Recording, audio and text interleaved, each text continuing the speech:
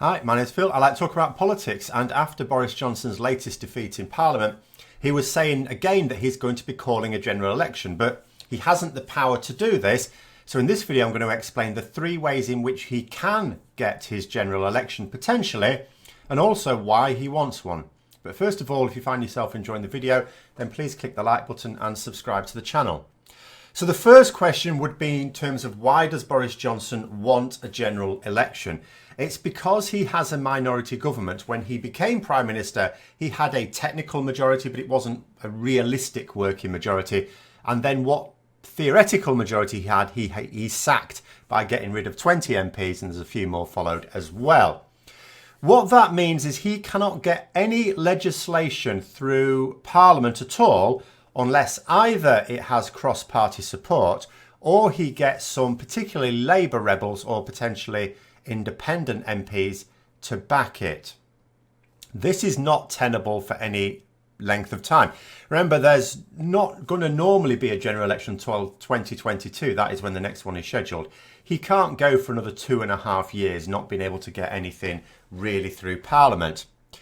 So because he failed to get his no-deal Brexit this month, he hasn't also suffered the political damage that would have come with that. So if he had succeeded, and this is why he wanted the general election in September, he was trying to bounce Jeremy Corbyn into giving a general election in September.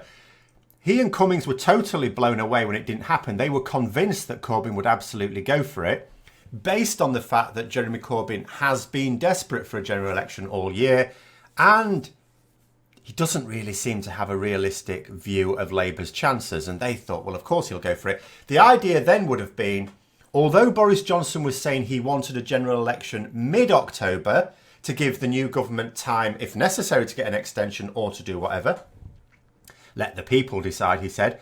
The reality is that he would not have called the general election for mid-October. He would have called it for the 31st of October. Because Parliament dissolves several weeks before a general election. Parliament would have been dissolved for the whole of this month. All perfectly legally, all fine. Courts would have had no say in the matter.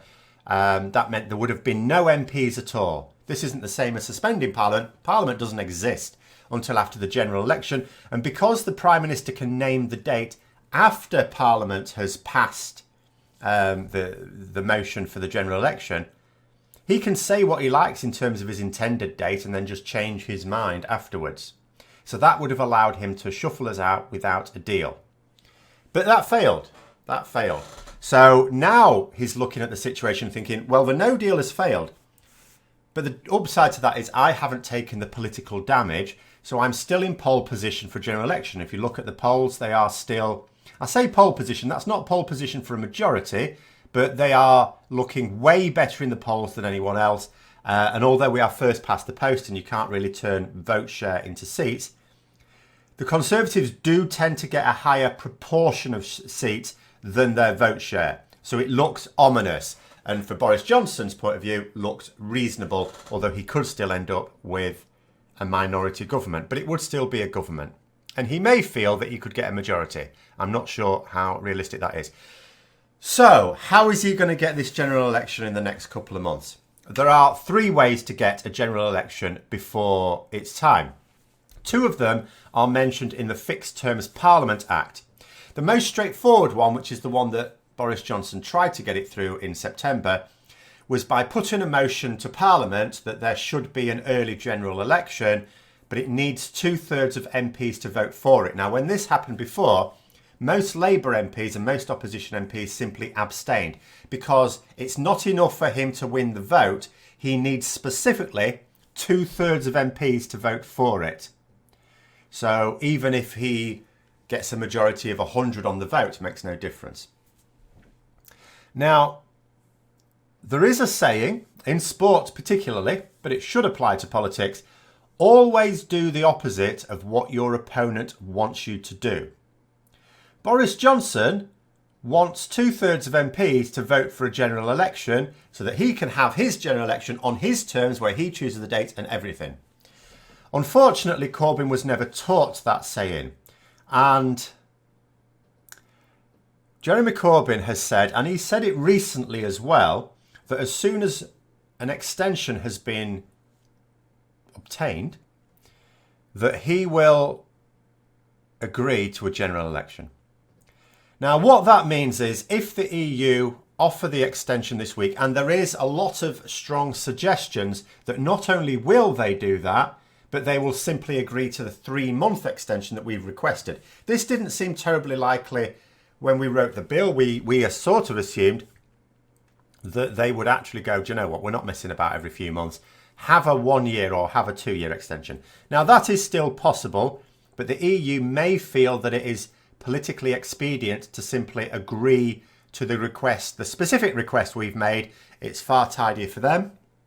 I suppose technically it's tidy for us as well, but it does mean that come the end of January, unless something's gone badly wrong, we will be seeking another. It'll either be that or we're going out with no deal because Boris Johnson has won the general election. Are you listening to this, Jeremy Corbyn? But anyway, that is the most likely way in which Boris Johnson is going to get it. The extension will come. It'll have to be accepted. Boris Johnson, although he's still raging about it, is obviously quietly accepting this and just going, well, Jeremy Corbyn keeps going on about agreeing to an election. So then he will agree to it. But let's say he doesn't. Let's say enough senior Labour MPs say, no, you're giving him what he wants, for goodness sake. The other way is he could bait Jeremy Corbyn into issuing a vote of no confidence. Now, if that happens and it succeeds, that only needs just over 50 MPs to vote in favour of it. And if it does happen, then there's 2 weeks in which someone, and it can be Boris Johnson himself still, has to try and get what's called the confidence of the House. In other words, 319 other MPs to back them as Prime Minister. This is monstrously unlikely, which means that at the end of that 2 weeks, if there is no government, then a general election is triggered automatically there. So that's another possibility, because it is possible that just because Jeremy Corbyn says, yes, I will now back your a general election, because masses of Labour MPs know that this is a really bad move. Of course it's a bad move voting with the Conservatives. Again, this is a lesson Jeremy Corbyn doesn't seem to have learnt in his time in politics. Voting for what the Conservative leader wants is generally pretty bad. There are sometimes cross-party bills that have, everyone agrees are good. Yeah, that's fine. That's cooperating. We're not talking about cross-party here. So it is possible a lot of Labour rebels would not vote for it and the 2/3 majority would still not be obtained, in which case this is the plan B. But let's say this didn't work either. And this has a greater chance of working, but let's just say the alternative is Boris Johnson can simply put a motion to Parliament for an general election bill. And what this would say is, notwithstanding the Fixed Terms Parliament Act, I think there should be, Parliament should agree to a general election within the next 3 months with the polling date to be determined by the Prime Minister, is probably what he'd put out. That would only need a 50% majority to vote for it. That's all it would need. So you think, well, what's the point of the Fixed Terms Parliament Act saying you need 2/3? If you can just put a normal bill up that only needs 50%, what's the point of that? The point is this. If Boris Johnson gets his general election via the Fixed Terms Parliament Act with 2/3 of MPs voting for it, it happens exactly as laid out in the Act, which means all the normal rules for a general election. If you put a bill before Parliament that only needs 50%, MPs can amend it. They can change the rules. And Ken Clarke has suggested one today, which has come up before. There's quite a lot have said this. We could put in an amendment that says that instead of it being for 18-year-olds and over, it can be for 16-year-olds and over. This would horrify Boris Johnson because the Conservatives do very badly with young voters. And imagine all those 16 and 17-year-olds all want a general election. The other thing is, of course, in order to get 16 and 17-year-olds to vote, you'd need to be able to get them registered. That would take time. That would delay the general election, inevitably into the next year.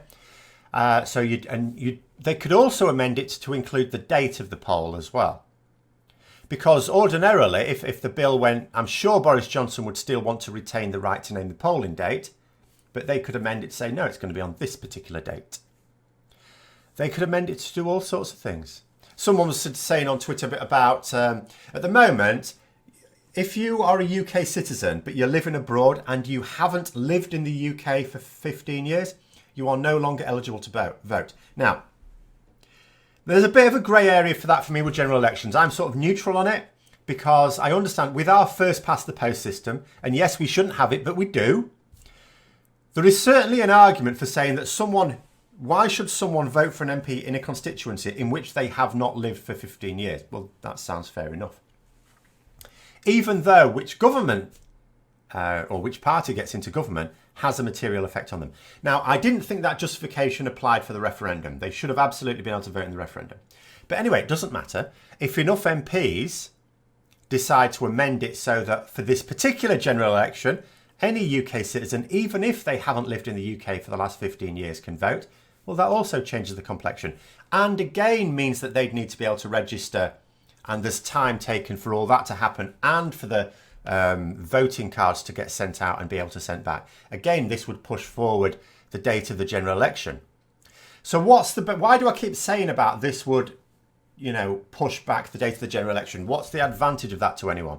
The advantage of this, if you end up working out that in order to allow 16 and 17-year-olds to vote as well, also people who have not lived in the UK for the last 15 years and therefore won't be registered, as well as needing more time to get voting cards and get them back to be able to vote, because they're obviously not going to travel to the UK to vote, there's no need for that, then you could end up pushing the general election back to next spring. At that point, you have enough time for a Brexit referendum. So maybe the next step Parliament would like to take is to go, well, what we're going to do in this time? Boris Johnson can't do anything in all this time. General election can't happen until like April or something. What should we do? Oh, that's just about enough time for a Brexit referendum. Should we have a Brexit referendum? Should we do that? Because we can't have the general election before the end of January anyway. And if that's what our extension's up to, we need another extension. Should we have another extension for a referendum? That may be the thinking. So anyway, hopefully that explains a few things around the general election, Boris Johnson's desire for it and how he aims to get it, but how it might all go wrong for him. Hope you found the video interesting. If you'd like to support the channel further, then please click the Patreon link for details. And until next time, I'll see you later.